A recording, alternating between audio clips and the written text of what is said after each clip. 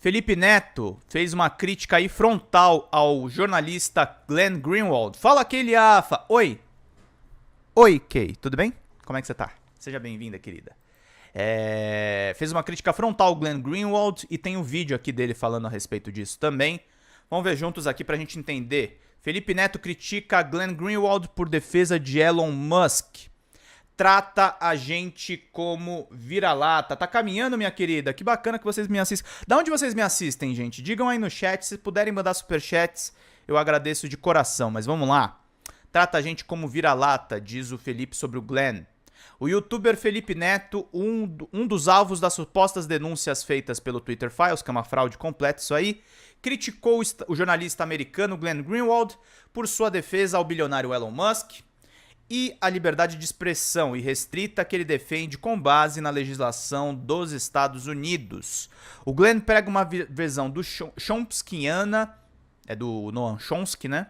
Em relação à imprensa, em relação à liberdade de expressão literária e tenta aplicar isso nas redes sociais. Eu discordo disso completamente do Glenn e acho que ele tenta importar para o Brasil a legislação norte-americana de uma maneira que trata a gente como vira-lata, diz o influenciador.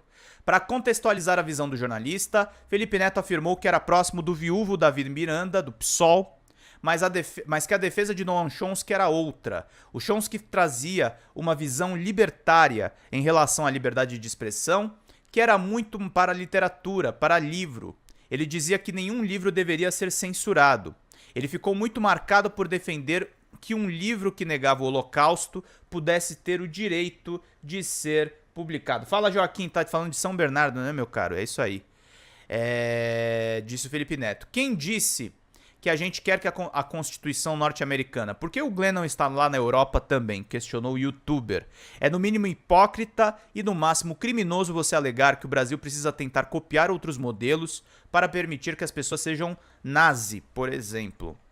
Vamos ver a fala do Felipe, que o trecho é um pouco grande, mas eu vou tentar resumir aqui para vocês. Vamos lá. Felipe, então vamos no ponto que é a tua praia. Comunicado Simonetti em entrevista à Andresa. O Bolsonaro fez comigo. Sabe o que é? Ela está sendo ameaçada neste momento? Como é que você analisa isso? Eu acho irônico e inacreditável olhar bolsonaristas alegando censura, principalmente da própria família Bolsonaro. Sabe o que é ser censurado? É ir um policial na sua casa e te entregar uma intimação para avisar que você tem que prestar depoimento na delegacia no dia seguinte porque você está sendo acusado de crime contra a segurança nacional. Isso é censura. E foi isso que o Jair Bolsonaro fez comigo. Como é que ele pode levantar agora a mão e dizer que é um defensor da liberdade de expressão, um defensor das liberdades individuais?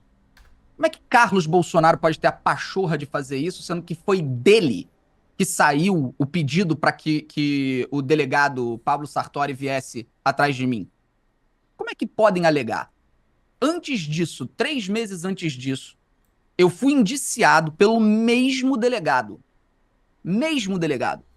por corrupção de menores.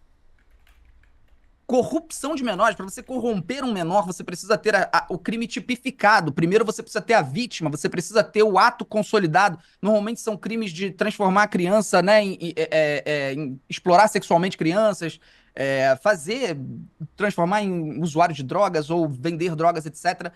Eu fui indiciado por corrupção de menores porque meus vídeos velhos, antigos, tinham palavrões. Sim. Isso é censura. Isso é tentar... E também tem uma sacanagem aqui no que o Felipe tá falando, já, gente. A história do Felipe Neto eu conheço razoavelmente. O irmão dele, que é o Lucas, faz conteúdo para criança. E na transição dos conteúdos do Lucas, o Felipe teve um período que ele trabalhou com crianças. Os bolsonaristas pegam esse período da transição do Felipe para fazer acusações horríveis. Horríveis. Com ele... Enquanto a Inês Olodê tá lembrando aqui que o Bolsonaro sentiu um clima com garotas menores de idade. Isso eles não falam. Calar a boca de alguém. Tentar calar a boca de alguém foi o que fez o governo Bolsonaro com as dezenas de pessoas que nós defendemos de graça no Cala a Boca Já Morreu. O Glenn Greenwald, que é uma pessoa que eu tenho algum carinho e já fomos próximos Esse Cala a Boca já morreu, se eu não me engano, acho que o Carlito também foi defendido por esse programa. Foi bem bacana, inclusive. e tudo. Conversei com ele, inclusive, essa semana, querendo saber um pouco mais se ele tinha mudado a percepção dele. O Glenn vem dessa visão libertária, muito influenciada pelo Chomsky, que é o grande mentor dele, né? O Noam Chomsky, que é um grande filósofo que eu respeito muito. Mas o Noam Chomsky, ele trazia uma visão libertária em relação à liberdade de expressão que era muito para literatura, era para livro. Ele dizia que nenhum livro deveria ser censurado.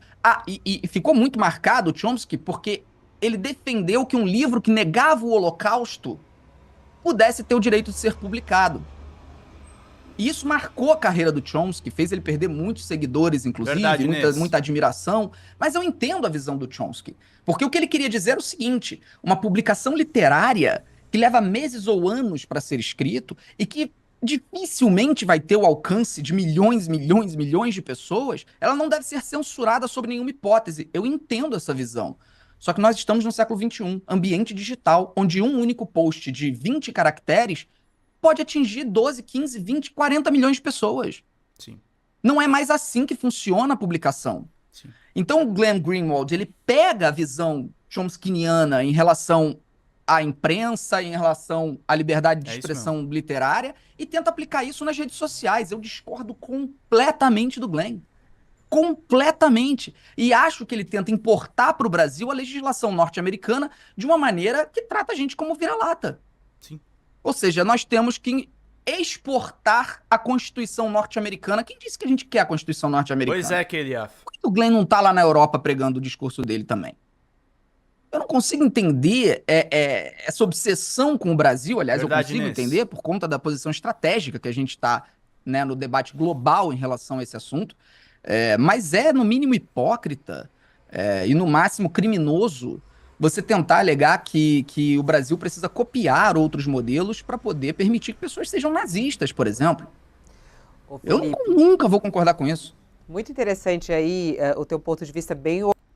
É bem importante aí o ponto de vista do Felipe, tá, gente? É uma questão aí de colocar que é o ponto de vista que as esquerdas brasileiras têm que adotar, de fato, gente. Na sequência, a jornalista Fabiola Cidral, lá do UOL, que comandava a entrevista ao lado de Cris Fibe e Thaís Bilenque, perguntou a Felipe qual seria o limite da liberdade de expressão e quando um perfil deveria ser excluído das redes sociais, exemplificando com casos de desinformações que causaram mortes durante a pandemia da Covid-19. Fala, Jane Nascimento. Bom dia, minha querida.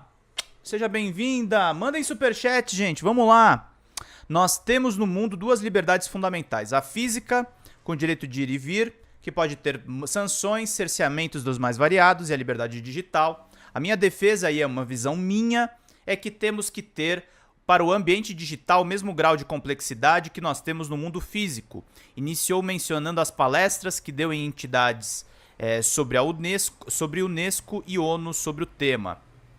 No mundo físico, se esse cara cometeu um crime, a gente avalia. O que vamos fazer agora? Existem trocentas possíveis sentenças para essas pessoas, que podem ir desde o pagamento de multa até restrição de liberdade, argumentou. Por fim, Felipe usou o caso do blogueiro bolsonarista Alan dos Santos, dono do Terça Livre, como exemplo de pessoas que não poderiam ter direito ao uso de redes sociais. Em um caso emblemático, ele relacionou a parada cardíaca de um jogador dinamarquês, Christian Eriksen, ao uso de vacina, sendo que o jogador sequer foi imunizado, sendo considerado anti-vax. Eu acho que o banimento eterno por se comunicar de maneira digital tem que ser o extremo do extremo. Agora existem casos, existem os extremos do extremo dos extremos. Desculpa, mas o Alan dos Santos não tem condições de frequentar a internet, diz o queridíssimo Felipe Neto. Deixa eu ver se eu consigo pegar essa parte aqui, que eu acho que isso é bem legal pra gente ouvir. Vamos ver juntos aí. Vamos ver se carrega. Vão curtindo e vão compartilhando, gente. Vão curtindo e vão compartilhando pra gente não perder absolutamente nada, meus caros, minhas caras. E deu probleminha. Deixa eu dar um refresh aqui. Vamos lá que agora vai rolar. Felipe, então vamos no ponto. Qual é o limite para isso? Dado pela Unesco, pela ONU, palestrei em Nova York, palestrei em Paris, debatendo pautas que tinham a ver exatamente com essa pergunta. Que é, Nós temos hoje no mundo, nós temos duas liberdades, né, básicas, fundamentais. A liberdade física, onde nós temos o direito de ir e vir, né, e essa liberdade ela pode ter sanções, ela pode ter cerceamentos dos mais variados. E nós temos a liberdade digital. A minha defesa, e aí é uma visão minha, né, é que nós temos que ter para o ambiente digital o mesmo grau de complexidade em relação à liberdade que nós temos no mundo físico. O que existe de complexidade hoje no mundo físico? Você não tem simplesmente, esse cara cometeu um crime, prenda-o para sempre. Como é que é, Léo Rasta? O Glenn mudou muito desde a morte do marido dele. Será que tem ligação? Será que a via em paralela do Bolsonaro pegou alguma coisa dele? Não faço ideia, meu caro. Não é assim que funciona. Esse cara cometeu um crime. O que a gente vai fazer a partir de agora? Existem trocentas possíveis sentenças para essa pessoa, que pode ir desde pagamento de multa, né, até a restrição de liberdade. Nós temos a prisão domiciliar, nós temos o regime semiaberto, o regime aberto, o regime fechado. Por que para a internet a gente só pode ter a conclusão rápida, sistemática e banimento? Uhum. Porque nós não temos uma Constituição digital. Porque nós não temos um código que dite e mostre as possibilidades na hora de um juiz promulgar uma sentença. Então eu acredito que Obrigado depende pelo de Pix, caso Marli. a caso. Eu acho que o caso do banimento eterno de uma pessoa para se comunicar de maneira digital tem que ser o extremo do extremo. Agora existem extremos dos extremos. Me desculpa, mas o Alan dos Santos não tem condição de frequentar a internet.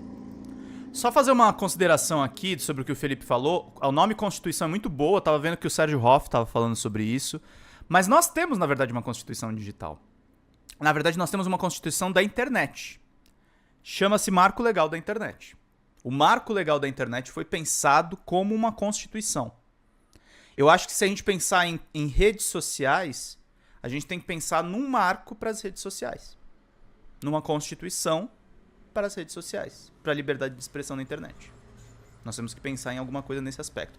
Regulação é uma palavra realmente muito ruim, que parece que é censura só, tão e somente.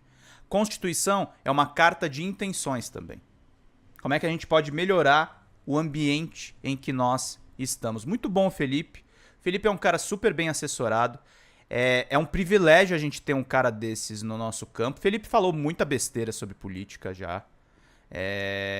Mas é uma pessoa que mudou para melhor.